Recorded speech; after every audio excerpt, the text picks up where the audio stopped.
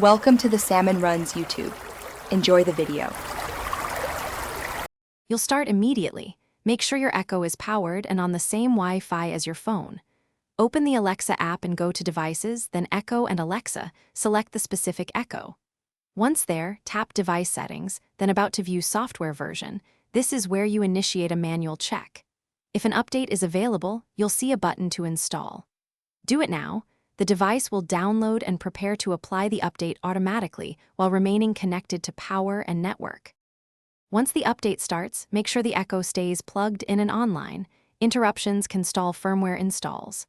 If the app shows no update, close the Alexa app, reboot your phone, and reopen it to force a fresh device query. You can also restart the Echo from Device Settings. Choose Restart to trigger the device to pick up pending updates. Make sure your router does not block Amazon services, and if you use VPNs, disable them temporarily so the Echo can connect to update servers without interference. After installation, check device settings to confirm the software version changed, and test a few voice commands to verify normal operation. If the update fails or the Echo is unresponsive, unplug the unit for 20 seconds, reboot your router, then plug the Echo back in and try again.